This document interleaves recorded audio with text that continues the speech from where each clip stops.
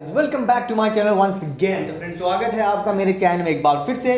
तो फ्रेंड्स, उत्तराखंड अधीनस्थ सेवा चयन आयोग के अध्यक्ष से आज जो है उत्तराखंड क्रांति दल का एक डेलीगेशन ने मुलाकात की है। उसके अलावा यहाँ पर उत्तराखंड क्रांति दल ने विभिन्न मुद्दों पे बात की है। आगामी जो भर्तियों में घोटाले हुए हैं उनकी जांच का क्या स्थिति है उसके बारे में डिटेल में जो है उत्तराखंड अधीनस्थ सेवा चयन आयोग के अध्यक्ष से बात की है। तो पूरी खबर इस वीडियो में मैं आपको पॉइंट्स बाय पॉइंट बताने वाला हूं, तो मेरे साथ आप अंदर बने रहिएगा।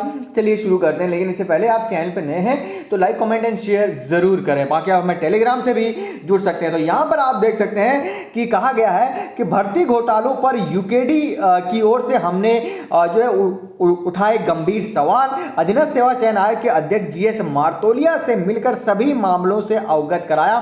सीबीआई जांच की भी यहां पर जो है मांग रखी है। यूकेडी ने भर्ती घोटालों को लेकर जांच एजेंसियों पर भी जो है गंभीर सवाल खड़े किए हैं। उसके अलावा यूकेडी के जो ऑलरेडी जो मेंबर है, पहले भी अधीनस्थ सेवा चयन आयोग के अध्यक्ष जीएस मार्तोलिया से मिलकर भर्ती घोटालों पर लंबित मुकदमों के मामलों में कार्रवाई करने की मांग की है। और उसके बाद यूकेडी मुख्यालय में एक प्रेस कॉन्फ्रेंस के माध्यम से जांच एजेंसियों पर गंभीर सवाल खड़े करते हुए सीबीआई जांच की यहां पर मांग की है।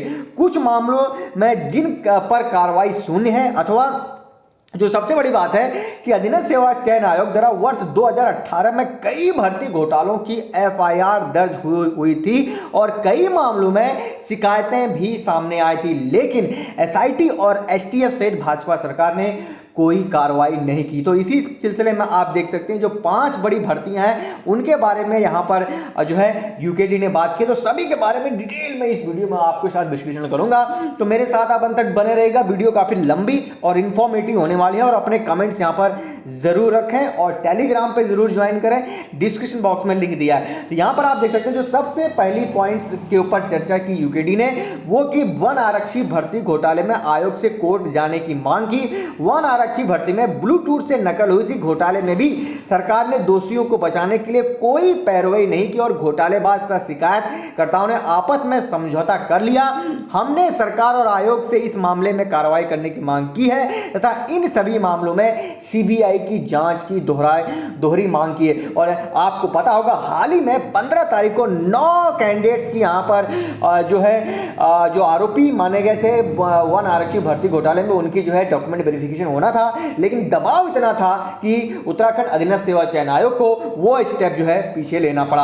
अगली भर्ती है टीजी घोटाले 2 की। यहां पर आप देख सकते हैं कि वर्ष 2018 में टीजी 2 घोटालों की शिकायत को लेकर अधीनस्थ सेवा चयन आयोग द्वारा एफआईआर दर्ज कराई गई थी, लेकिन अभी तक उस पर कोई कार्रवाई नहीं हुई है। इस घोटाले का कनेक्शन धामपुर के नकल माफियाओं से जुड़ा था, जिसमें कई राजनीतिक दलों के नेता जो है शामिल थे। इसमें कोषागार के डबल लॉक में रखे गए उत्तर पुस्तिकाओं को रात में निकालकर उनमें ओएमआर शीट में गोले लगा दिए गए थे। तो आप समझ सकते हैं जिस राज्य में इतने बड़े पैमाने पर घोटाले होते हैं कि पेपर डबल डिकर डीजी लॉक में होता है, लेकिन वहां से निकालकर रात में ही उस पर जो है गोले कर दिए जाते हैं। तो इसी तरह से पूरे राज्य में भी गोले जो है मटोल है। उसके अलावा क्लरिकल भर्ती की यहां पर बात हो रही है कि यहां पर जो कोषागार में काम करने वाली एक आउटसोर्सिंग महिला कर्मचारी को सर्वाधिक नंबर प्राप्त हुए थे। इस मामले में यही सामने आया था कि रात को जो है डबल डिजी लॉकर में जहां पर सारे जो है क्वेश्चन पेपर रखे गए थे वहीं से निकालकर ओएमआर साथ छेड़छाड़ की गई थी, लेकिन एफआईआर दर्ज होने के बाद भी उस मामले में 7 साल तक कोई कार्रवाई यहां पर नहीं हुई है। तो आखिर इतने बड़े मामले जब राज्य में होते हैं तो उसका रिस्पॉन्सिबल कौन है, जवाबदेही किसकी है? कहीं ना कहीं सवाल तो अधीनस्थ सेवा चयन आयोग पर भी उठते हैं और कहीं ना कहीं सरकार पर भी उठते हैं। अब बात आती है एलटी परीक्षा घोटाले की। यहां पर इसी तरीके का एक और मामले में एलटी की परीक्षाओं में बाकायदा मुन्ना भाइयों के तर्ज पर नकल कराई गई थी, जिसमें 12 अभ्यर्थियों के नाम जो है डमी कैंडिडेट के रूप में रोल नंबर की अदला बदली करके पेपर सॉल्व किए गए थे। यह मामला भी आयोग की पकड़ में आने के बाद भी एफआईआर दर्ज कराई गई थी, लेकिन उस पर अभी भी कोई कार्रवाई नहीं हुई है। तो आप समझ सकते हैं कि पूरे राज्य में घोटालों की बानगी अगर लेखा चिट्ठा खोला जाए तो ऐसा कोई डिपार्टमेंट नहीं होगा, ऐसा कोई विभाग नहीं होगा, ऐसी कोई संस्थान नहीं होगी, ऐसी कोई यूनिवर्सिटी नहीं होगी जहां पर घोटाले ना हुए हों। तो आगे बढ़ते हैं और बात करेंगे बहुचर्चित वन दरोगा भर्ती घोटाले की, जिसमें आपने देखा होगा रिजल्ट भी आ गया, सब कुछ भी हो गया, लेकिन यहां पर वन दरोगा भर्ती घोटाले में ऑनलाइन परीक्षा हुई थी और टीम व्यूअर सॉफ्टवेयर के माध्यम से कंप्यूटर को हैक करके नकल कराई गई थी। रिजाइन देने से पहले तत्कालीन अध्यक्ष एस राजू ने भी इसकी शिकायत पुलिस को दी थी, लेकिन इस मामले में भी कोई कार्रवाई नहीं हुई। इस मामले में भी आपने हाल ही में देखा होगा एसटीएफ ने भी जो है मुकदमा दर्ज कराया था और एसटीएफ ने भी कहा था कि ऑनलाइन ही यहाँ पर जो है नकल कराई गई। तो आप देख सकते हैं यदि इन मामलों में एफआईआर दर्ज होने के बावजूद तत्कालीन कार्रवाई नहीं की गई तो युवा मोर्चा सड़कों पर उतरकर बेरोजगार अभ्यर्थियों के साथ जन आंदोलन जारी रहेगा और छेड़ देगा और सरकार घोटालेबाजों को बचाने की वजह से ही लोकायुक्त का गठन नहीं कर रही है।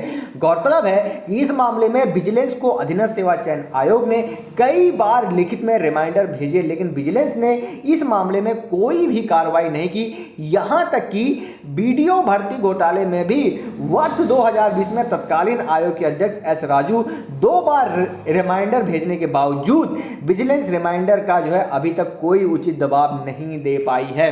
और यहां तक कि बीडीओ बीपीडीओ भर्ती घोटाले में थी, विजिलेंस को जब तहरीर दी गई कि विजिलेंस 1 हफ्ते तक उसमें एफआईआर दर्ज नहीं की, तो इस प्रकार से आप समझ सकते हैं कि किस तरह से पूरे घोटालों में अधीनस्थ सेवा चयन आयोग की यहाँ पर जो है मामला लगातार आ रहा है। तो यहाँ पर आप देख सकते हैं अधीनस्थ सेवा चयन आयोग को जो है उत्तराखंड क्रांति दल ने सरकार के साथ साथ चेतावनी आयोग को भी दी है कि यदि 1 हफ्ते के अंदर अधीनस्थ सेवा चयन आयोग द्वारा दर्ज कराए गए मामलों में कार्रवाई नहीं हुई तो फिर से उत्तराखंड क्रांति दल सड़कों पर उतरकर भ्रष्टाचार के खिलाफ जन आंदोलन करेगा और कहीं ना कहीं सरकार को इस पर जवाब देना होगा। बाकी इस खबर पे आपकी क्या राय है कमेंट सेक्शन में बताना जरूर। वीडियो अच्छी लगी हो तो लाइक कर दीजिए, चैनल पे पहली बार है सब्सक्राइब जरूर करें। थैंक यू फॉर वॉचिंग मी। जय हिंद, जय भारत, जय उत्तराखंड।